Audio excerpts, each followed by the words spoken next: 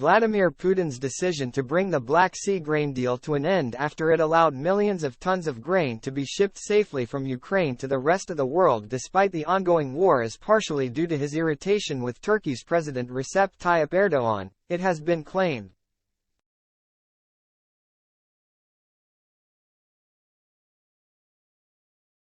Military expert and former U.S. intelligence officer Matt Shoemaker believes a number of factors likely influenced the Kremlin's decision, which is set to have a ripple effect on Britain's pockets.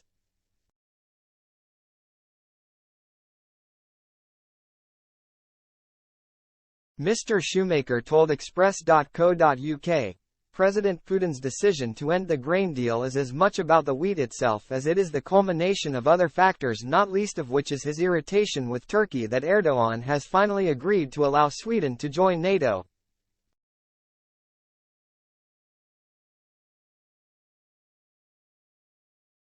Turkey was obviously a key player in the wheat deal to allow Ukrainian ships to pass through the Black Sea and into the Mediterranean.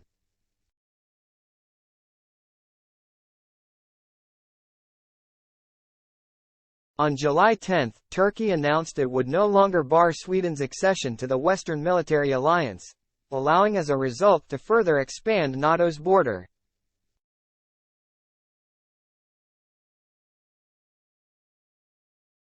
The commentator continued, additionally, with Ukraine's stalled counteroffensive and the recent attack on the Kerch Bridge connecting Crimea to mainland Russia, Putin wants to appear as if he's taking decisive action in the Russian war effort.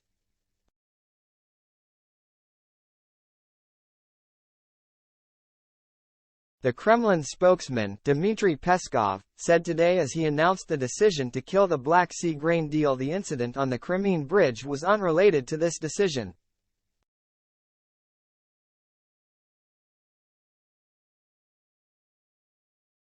Indeed, Russia had been complaining for months about what it perceived as obstacles in its exports of grain and fertilizer. But the deadly incident which is sparking severe disruption to the connection between the occupied peninsula and Russia may have still played a role.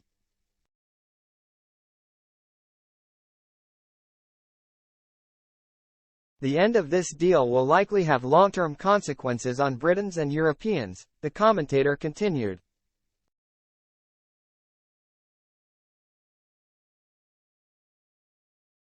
After saying the end of the deal wasn't unexpected, Mr. Shoemaker said, the agreement has been continuously extended over the past year, but it was certainly on its last legs.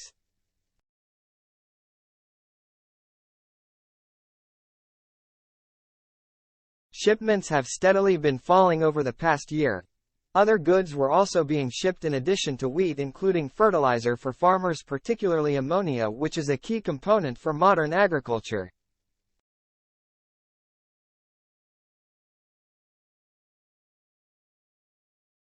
Once the Kremlin announced the end of the deal, wheat prices jumped 3.5%. In the short term, they're likely to stabilize once the surprise wears off, but over the long term food prices are likely to rise.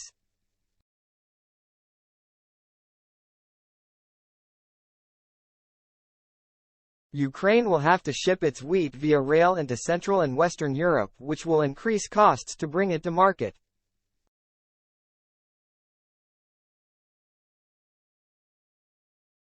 Since this will likely make it less profitable for Ukrainian farmers to sell their wheat, they're less likely to grow as much next year, thereby compounding the problem and driving costs up still further.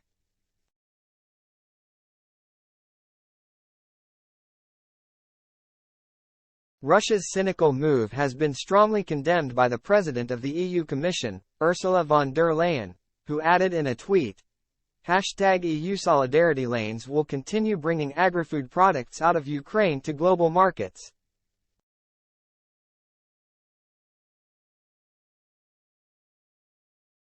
Germany, on the other hand, has appealed to Moscow to make an extension of the deal, which since August last year saw the transit through the Black Sea of more than 30 million tons of grain.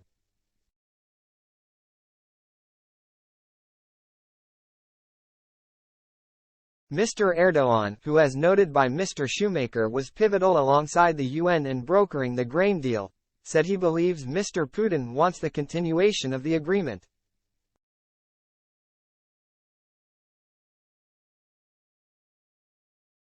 The Turkish president added he will discuss the deal, including the export wanted by Moscow of Russian fertilizer, with his Russian counterpart when they meet in person next month.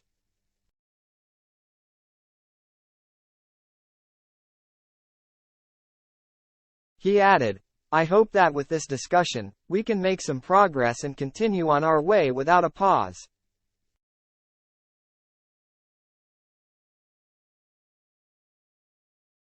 Mr. Peskov said earlier today Russia is willing to change its mind as soon as the Russian conditions are met.